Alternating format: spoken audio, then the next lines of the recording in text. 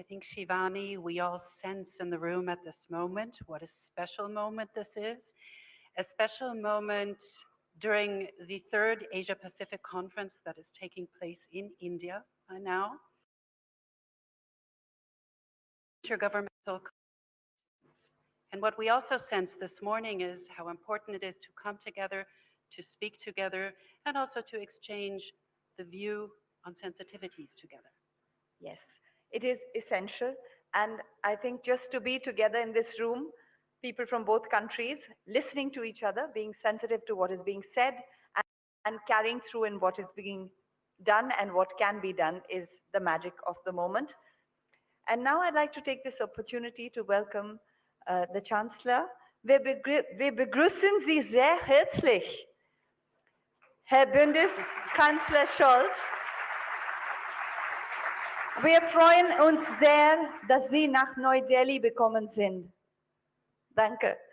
May I please request the Honorable Chancellor Scholz to come and share a few words with us, and we will leave this podium for you, Honorable Chancellor, to be able to address the audience at APK 2024.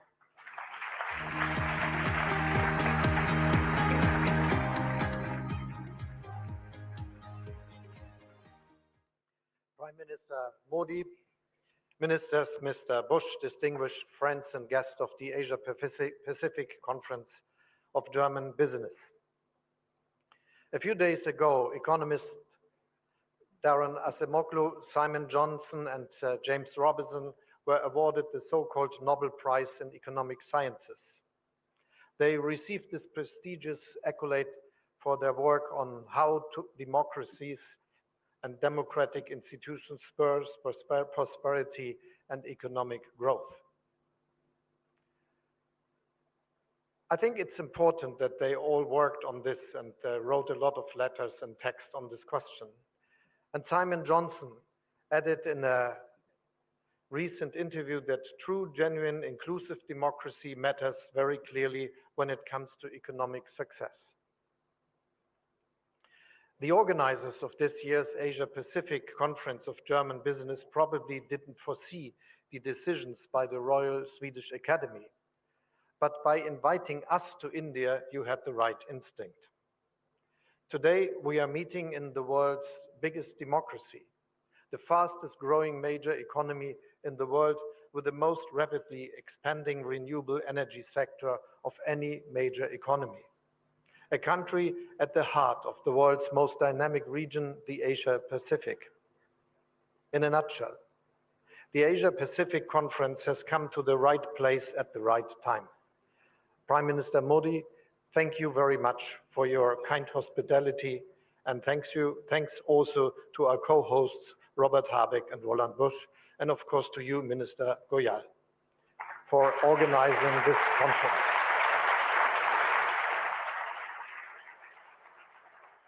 I mentioned this year's Nobel laureates because the message couldn't be more topical. Not only do many democracies face pressure from within, from populists and extremists who peddle simplistic solutions to highly complex problems. What also worries me is an erosion of international institutions and the rules that we have created through them. As the three Nobel Prize laureates tell us, this is not just a political problem, but also an economic one. Because a world where reliable institutions and common rules erode is a more unstable world, a less prosperous world, a poorer world. The world of the 21st century is something where progress is a question we have to work for. But in a multipolar world, there is no global policeman, no single watchdog monitoring our common rules and institutions. Each and every one of us is called upon to defend and uphold them. If Russia was to succeed with its illegal, brutal war against Ukraine, there would be repercussions far beyond Europe's borders. Such an outcome would endanger global security and prosperity as a whole. The Middle East remains another constant source of tension. and a stark reminder of the human cost of division and the world's inability to reach political solutions. The Korean Peninsula, the South and East China Sea all remain flashpoints of potential conflicts, even though we all hope that these conflicts can be contained. So my first message to all of you today is this: let us do whatever we can to bring about political solutions to these conflicts, solutions that are based on international law and the principles of the UN Charter. This is not only an ethical and a political obligation, it is also imperative if we want to safeguard prosperity and trade and economic cooperation. We need to match words with deeds. To visit of a, the visit of a German frigate to India, as well as to Japan, Korea, and Southeast Asian countries, underlines our commitment to open seas and international law. At our intergovernmental consultations with India, we also want to deepen our cooperation on defense and agree to bring our militaries closer together. Our overall message is clear: we need more cooperation, not less. Globalization has been and remains a tremendous success story for all of our nations. Around 1 billion people in developing and middle income countries alone have joined the middle class thanks to global value chains, cross-border investments, and economic cooperation. Many countries in the Asia-Pacific region are perfect examples here. This is why I keep telling the proponents of deglobalization and decoupling, or whatever the protectionists' policies are being called these days, let's be careful. In the short term, those concepts may sound tempting, but ultimately they lead to weaker growth, higher prices, lower global prosperity, and less competition, which in turn means less innovation. We need to take a different approach, one that I would like to call being open without being naive. Yes, we must avoid one-sided dependencies, particularly in areas of strategic important critical raw materials and certain technologies, for instance. But for us, de-risking doesn't mean less trade or less openness. For us, de-risking means diversification. And this diversification is happening. Look at how German-Indian business relations have developed in recent years, relations that benefit both sides. Every week, an aircraft from the Airbus A320 family is being delivered from my hometown, Hamburg, to India's booming airlines. And for Germany's Lufthansa, India has become the most important growth market in Asia. 50% of passenger wagons of Indian railways are based on a design by Linke Hofmann Busch, designed in Germany, made in India. Most of the train brakes are made by Knorr-Bremse, all of them produced in India. German cars dominate the Indian premium market and ramp up local manufacturing, creating thousands of jobs. In return, the modern software in a Mercedes-Benz vehicle comes from Bengaluru. And you, Mr. Bush, recently wrote in an article that Siemens is seeking to take industrial AI to the next level with the help of talent based here in India. Opportunities abound for both sides. And I could tell similar stories of German companies working in Indonesia, Malaysia, Vietnam, South Korea, Japan, or other countries in the region. We want to drive this positive development. Free trade is at its core. However, free trade doesn't mean trade without rules or institutions. On the contrary, a crucial institution when it comes to increasing global prosperity is the World Trade Organization. All of us are better off when its principles are respected again and we don't lash out on each other with tariffs. I'm personally committed to achieving this. On the one hand, this means restoring the legal system for setting trade disputes. And on the other hand, China, now an industrial giant, should give up the special treatment it has received as a developing country. Together, these steps can lead us to finally lifting the blockade at the WTO, a blockade which is a danger to free and fair trade. Countries of your region understand that. The comprehensive and progressive agreement for Trans-Pacific Partnership is an impressive commitment to free and fair trade. This agreement has spurred the European Union's own free trade ambitions with regard to the Indo-Pacific.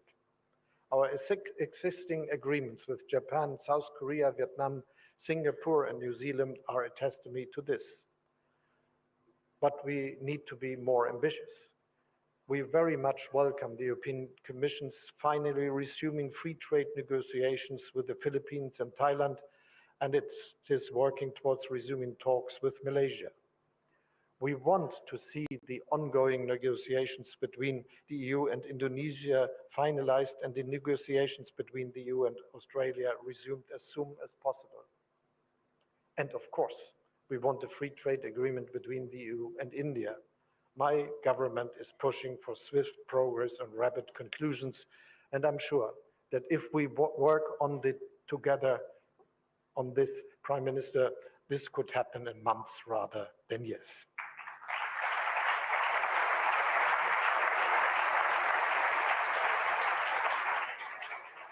There is one last aspect that I would like to mention, as it underlines what I mean by being open without being naive. Only a few days ago, the German government agreed on a strategy to attract skilled Indian employees to Germany. Even today, Indians are the largest group of foreign students at our universities. Last year alone, the number of Indians working in Germany grew by 23,000. Their talent is a welcome addition to our labor market.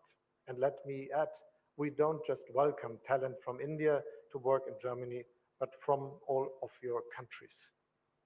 To make this happen, we passed one of the world's most progressive laws for labor immigration. We are digitizing our visa process, speeding up procedures and making them more user-friendly. At the same time, we are reducing irregular migration and facilitating returns of those who have no right to be in our country. The message is that Germany is open for skilled workers, but that we can decide who comes. This is important because only then will our citizens continue to accept our openness. This brings me back to the beginning of my remarks and the three winners of the Nobel Prize.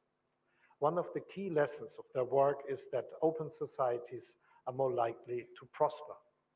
We need to maintain the spirit of openness in our countries and in today's world. So let us be the ones that spread it. Thank you very much.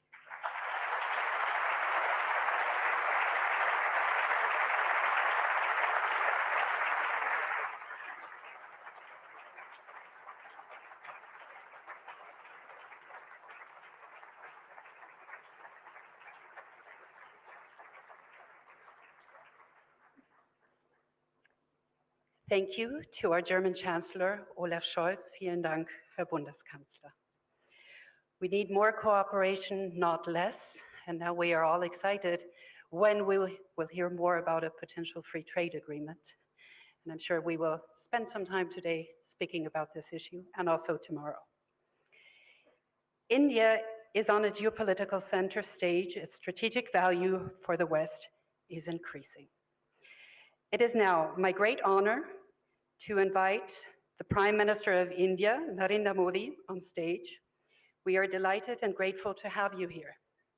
Mananiya Pradhan Mantri, Shri Narendra Modi, Namaskar.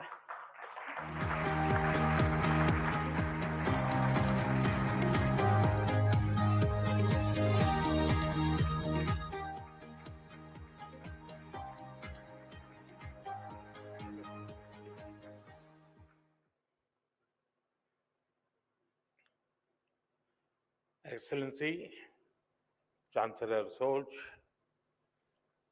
Vice Chancellor Dr. Robert Habeck,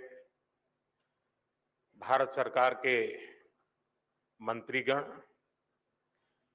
Asia Pacific committee of German business के chairman doctor Bush, Bharat, Germany और Indo Pacific देशों के industry leaders, देवियों और सज्जनों,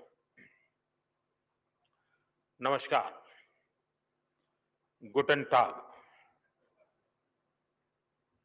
साथियों, आज का दिन बहुत विशेष है। मेरे मित्र चांसलर सोल्ज चौथी बार भारत आए हैं। पहले मेयर के रूप में और 3 बार चांसलर बनने के बाद उनका यहां आना भारत जर्मनी संबंधों पर उनके फोकस को दिखाता है। 12 साल के बाद भारत में Asia Pacific conference of German business का आयोजन हो रहा है। एक तरफ यहां सीईओ की फोरम की बैठक हो रही है, दूसरी तरफ हमारी नौसेना साथ में अभ्यास कर रही है। गोवा में German naval ships port call पर है और अब से थोड़ी ही देर में भारत और जर्मनी के बीच 7वें इंटर गवर्नमेंटल कंसल्टेशन का भी आयोजन होना है। यानी हर कदम, हर मोर्चे पर भारत और जर्मनी की दोस्ती गहरी हो रही है। साथियों, ये साल भारत जर्मनी स्ट्रेटेजिक पार्टनरशिप का 25वां वर्ष है। अब आने वाले 25 वर्ष इस पार्टनरशिप को नई बुलंदी देने वाले हैं। हमने आने वाले 25 वर्षों में विकसित भारत का एक रोड मैप बनाया है। मुझे खुशी है कि ऐसे महत्वपूर्ण समय में जर्मन कैबिनेट ने focus on India document release किया है। विश्व की 2 सशक्त डेमोक्रेसीज, विश्व की 2 लीडिंग इकोनॉमीज साथ मिलकर कैसे फोर्स फॉर ग्लोबल गुड बन सकती है। फोकस ऑन इंडिया डॉक्यूमेंट में उसका ब्लूप्रिंट है। इसमें स्ट्रेटेजिक पार्टनरशिप को होलिस्टिक तरीके से आगे बढ़ाने की अप्रोच और कमिटमेंट साफ दिखता है। खास तौर पर भारत की स्किल्ड मैन पावर पर जर्मनी ने जो भरोसा जताया है वो अद्भुत है। जर्मनी ने स्किल्ड भारतीयों के लिए हर वर्ष मिलने वाले वीजा की संख्या 20,000 से बढ़ाकर 90,000 करने का फैसला किया है। मुझे विश्वास है कि इससे जर्मनी की ग्रोथ को नई गति मिलेगी। साथियों, हमारी आपसी व्यापार $30 बिलियन से अधिक के स्तर पर पहुंच चुका है। आज एक तरफ सैकड़ों जर्मन कंपनियां भारत में हैं, तो वहीं भारतीय कंपनियां भी तेजी से जर्मनी में अपनी प्रेजेंस बढ़ा रही है। आज भारत डाइवर्सिफिकेशन और डी रिस्किंग का सबसे बड़ा केंद्र बनता जा रहा है। भारत ग्लोबल ट्रेड और मैन्युफैक्चरिंग का भी हब बन रहा है। ऐसे में आपके लिए make in India, make for the world का ये सबसे उपयुक्त समय है। साथियों, ईयू और एशिया पैसिफिक क्षेत्र के बीच संबंध मजबूत करने में एशिया पैसिफिक कॉन्फ्रेंस का महत्वपूर्ण रोल रहा है। लेकिन मैं इस मंच को सिर्फ ट्रेड और इन्वेस्टमेंट के सीमित दायरे में ही नहीं देखता हूं। मैं इसे इंडो पैसिफिक क्षेत्र और विश्व के बेहतर भविष्य की साझेदारी के रूप में देखता हूं। दुनिया को स्टेबिलिटी और सस्टेनेबिलिटी की जरूरत है, ट्रस्ट और ट्रांसपेरेंसी की जरूरत है। चाहे सोसाइटी हो या फिर सप्लाई चेन, हर मोर्चे पर इन वैल्यूज को बल देने की जरूरत है।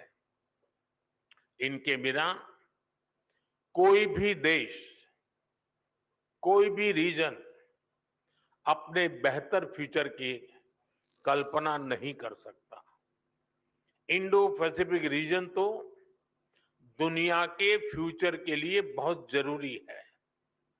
ग्लोबल ग्रोथ हो, पॉपुलेशन हो, स्किल्स हो, इस रीजन का कंट्रीब्यूशन और पोटेंशियल दोनों बहुत व्यापक है। इसलिए इस कॉन्फ्रेंस का महत्व और भी बढ़ जाता है। फ्रेंड्स, भारत की जनता एक स्टेबल पॉलिटी और प्रिडिक्टेबल पॉलिसी इकोसिस्टम को बहुत महत्व देती है। यही वजह है कि 60 साल बाद एक सरकार को लगातार थर्ड टर्म मिला है। भारत की जनता का ये ट्रस्ट बीते एक दशक में रिफॉर्म, परफॉर्म, ट्रांसफॉर्म वाली गवर्नेंस के कारण मजबूत हुआ है। जब देश का सामान्य नागरिक ये सोच रहा है, तब आप जैसे बिजनेस के लिए, आप जैसे इन्वेस्टर्स के लिए भारत से बेहतर स्थान क्या हो सकता है। साथियों, आज भारत डेमोक्रेसी, डेमोग्राफी, डिमांड और डेटा, इसके 4 मजबूत पिलर्स पर खड़ा है। टैलेंट, टेक्नोलॉजी, इनोवेशन और इंफ्रास्ट्रक्चर भारत की ग्रोथ के टूल्स हैं। इन सभी को ड्राइव करने वाली एक और बड़ी ताकत आज भारत में है। ये ताकत है एस्पिरेशनल इंडिया, यानी एआई, आर्टिफिशियल इंटेलिजेंस और एआई एस्पिरेशनल इंडिया की डबल ताकत भारत के पास है। और एस्पिरेशनल इंडिया को हमारा यूथ ड्राइव कर रहा है। बीती सदी में डेवलपमेंट को मुख्यतः नेचुरल रिसोर्सेज ने गति दी थी।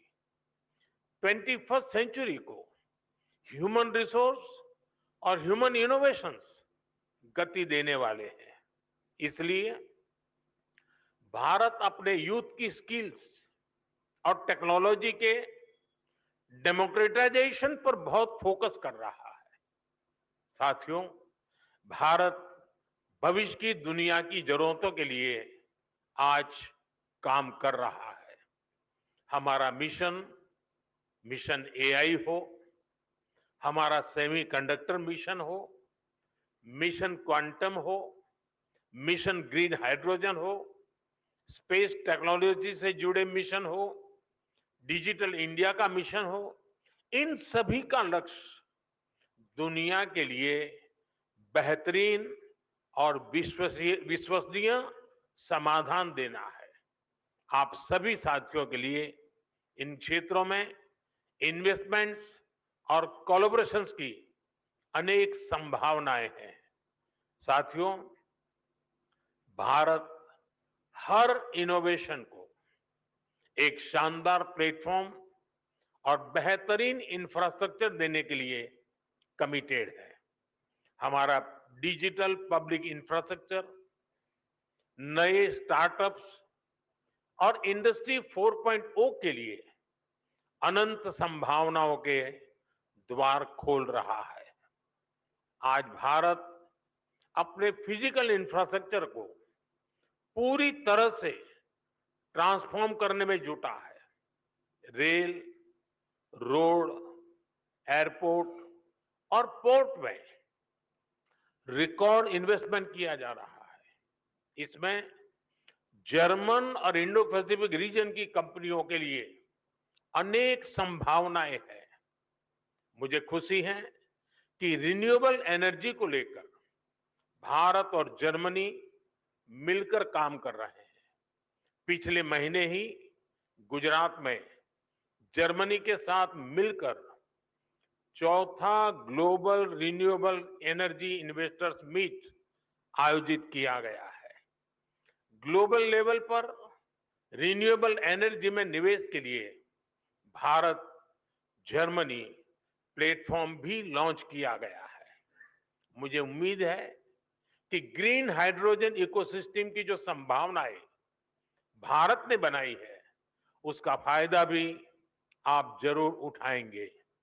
साथियों, भारत की ग्रोथ स्टोरी से जुड़ने का यही समय है, सही समय है।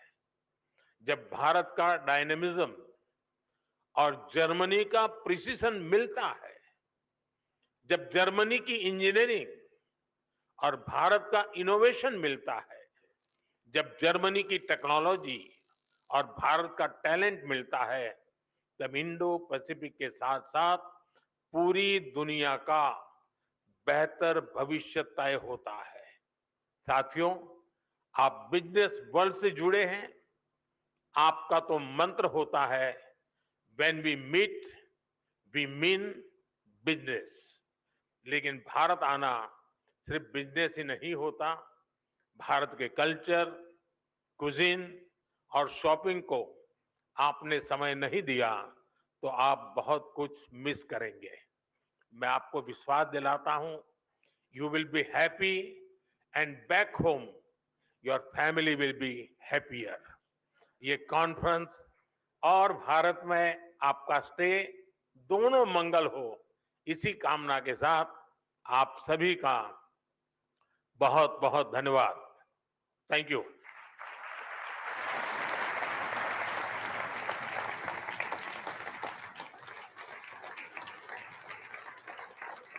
माननीय प्रधानमंत्री जी, आपके शब्दों को सुन के हर कोई प्रेरित हो जाता है। आपकी ऊर्जा को देख के सभी कुछ न कुछ कर देना चाहते हैं। भले ही हर एक भारतीय नागरिक डिजिटल टेक्नोलॉजी से वाकिफ हो ना हो, लेकिन हर एक इंसान, यहाँ का हर एक नागरिक अवश्य एआई बन सकता है, यानी कि एस्पिरेशनल इंडियन। हमारे सौभाग्य कि आपने आज इतनी सारी बातें कही। It is a great honor and privilege. Germany and India's friendship over the last 25 years has been going on, and now in the next 25 years, it will take a very, very substantial way forward. Thank you, Honorable. तो आप देख रहे थे 18वें Asia Pacific conference में प्रधानमंत्री नरेंद्र मोदी का संबोधन और साथ ही साथ जर्मनी के चांसलर